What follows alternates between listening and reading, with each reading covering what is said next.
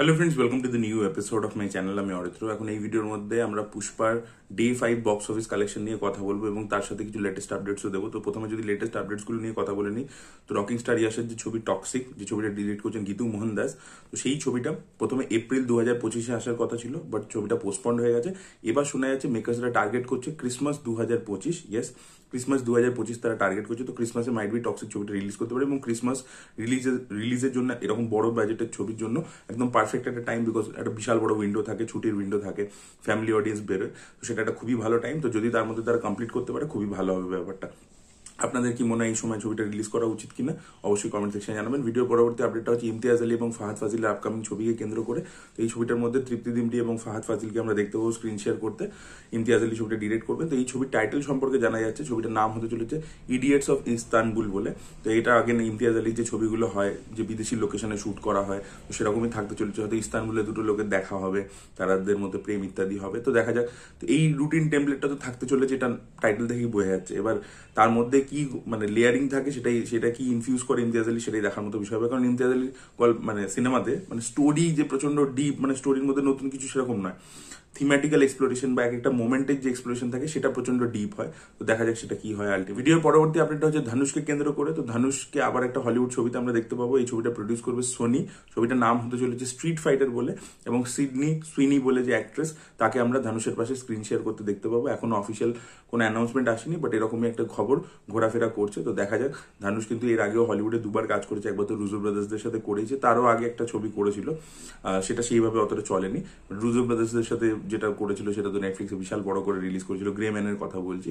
তো তার পরবর্তীতে এই ছবিটা তৃতীয় ছবি তার হলিউডে হতে চলেছে। তো দেখা যাক ধানুষ মানে হলিউডেও নিজের একটা কেরিয়ার, কারণ ধানুষ হচ্ছে এমন একজন একটা যে প্রতিটা ইন্ডাস্ট্রিতেই মোটামুটি কাজ করে, হিন্দি, তামিল, তেলেগু সব ধরনের ইন্ডাস্ট্রিতে কাজ করে। তো দেখা যাক হলিউডে এটা দিয়ে সে কোনো মার্ক ছাড়তে পারে কিনা। ভিডিওর পরবর্তী আপডেটটা হচ্ছে অ্যাটলিকে কেন্দ্র করে। তো অ্যাটলি বেবি জনের কালকে ট্রেলার লঞ্চ ইভেন্ট হয়েছে, সেখানে সে কনফার্ম করেছে যে তার এবং সালমান খানের ছবিটা আসছে এবং তারা খুব রেডি হয়ে গেছে। তাদের অ্যানাউন্সমেন্ট, যে অফিসিয়াল অ্যানাউন্সমেন্ট, যেটা একটা অ্যানাউন্সমেন্ট টিজার, যেরকম জওয়ানের ক্ষেত্রে এসেছিল সেরকম একটা টিজার দিয়ে খুব শীঘ্রই তারা অ্যানাউন্সমেন্ট করতে চলেছে, এটা তিনি কনফার্ম করে দিয়েছেন। ভিডিওর পরবর্তী আপডেটটা হচ্ছে এস রাজামৌলির ছবি SSMB 29কে কেন্দ্র করে, যে ছবিটা তিনি মহেশবাবুকে নিয়ে করছেন।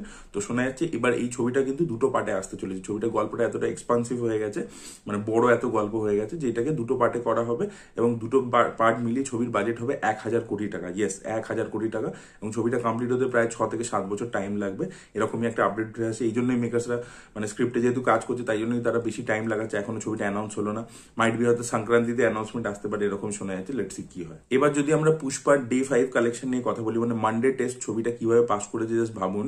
হিন্দিতে নন হলিডে ছিল, মানডেতে তো কোনো সব অফিস স্কুল সবকিছু খোলা, সেই দিনকে হিন্দি বেল্ট থেকে ছবিটা 47 কোটি টাকার মতো আর্লি এস্টিমেট উঠে আছে। 47 ক্রোর্স, জাস্ট ভাবতে পারছেন মানে গ্রস কালেকশনটা কোথায়? গ্রস কালেকশনটা মানে জাস্ট ভাবা যাচ্ছে না যে ওয়ার্কিং ডেতে 47 ক্রোর্স নেট কালেকশন হতে চলেছে মানডে টেস্ট। মানে আরামসে পাস করেছে ছবিটা, হিন্দি বেল্টে হিউজ একটা কালেকশন করতে চলেছে, জাস্ট কল্পনার বাইরে। আর অন্যদিকে ওভারঅল যে ইন্ডিয়া নেটটা আছে সেটা 65 কোটির মতো হয়েছে। অন্যদিনকে যখন ট্রিপল ডিজিট ফিগার আসছিল নেট কালেকশনের ক্ষেত্রে ইন্ডিয়ার মধ্যে, মানডে যেহেতু ওয়ার্কিং ডে, সেদিনকে 65 কোটি টাকা হয়েছে ওভারঅল। তার মধ্যে হিন্দি থেকেই এসছে 47 কোটি টাকা, তেলেগু থেকে এসছে 14 কোটি টাকা, তামিল ভার্সনটা থেকে এসছে 3 কোটি টাকা, কর্ণাটকা ভার্সনটা থেকে এসছে 0.5 CR, এবং মালায়ালাম ভার্সনটা থেকে এসছে 60 লাখ টাকা, মানে 0.6 CR। পুষ্পা মূলত কেরালার মধ্যে পার্টিকুলারলি যদি বলি, সেটা যেখানে যে দামে বিক্রি হয়েছে ডিস্ট্রিবিউটারের কাছে, সেই শেয়ার কালেকশনটা করতে পারবে না। বাকি কর্ণাটকাতে অলরেডি সেখানকার ডিস্ট্রিবিউটাররা যে দামে কিনেছিল তারা অলরেডি হিট ট্যাগ পেয়ে গেছে, কর্ণাটকাতে অলরেডি হিট ট্যাগ পেয়ে গেছে। হিন্দিতে এখনো হিট ট্যাগ বাকি রয়েছে, কারণ হিন্দিতে 200 কোটি টাকা শেয়ার কালেকশন করতে হবে, সেটা এখনো হয়নি। 150 কোটি টাকার মতো শেয়ার কালেকশন হয়েছে হিন্দি বেল্টে।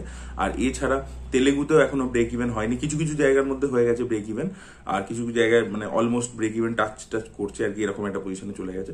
এবং হিন্দি মার্কেটে কিন্তু মারাত্মক ডমিনেন্স দেখা যাচ্ছে। তো যেখানে যা খামতি হচ্ছে অন্য স্টেটে, যেখানে হয়তো প্রডিউসারদের একটু লস হবে, সেগুলো কিন্তু তারা পুষিয়ে নেবে হচ্ছে হিন্দি মার্কেটের কালেকশনটা দিয়ে, এবং ওভারসিজেও দারুণ কালেকশন করছে। তো মানে 5 দিনের মধ্যেই ছবিটা কিন্তু অ্যারাউন্ড 1000 কোটি টাকার মতো করতে চলেছে। তো দেখা যাক, যখন মানে 900 কোটি প্লাস তো পেরিয়েই গেছে 5 দিনে, এবার দেখা যাক 1000 কোটি এবং ওভারঅল কালেকশনটা কি কোথায় দাঁড়ায় সেটাই দেখার মতো বিষয় হবে। So this was the update guys. আপনাদের কি বক্তব্য অবশ্যই কমেন্ট সেকশনে জানাবেন। এই ভিডিওটা ভালো লেগে থাকলে লাইক করুন, শেয়ার করুন, চ্যানেলটিকে সাবস্ক্রাইব করতে ভুলবেন না। Bye bye.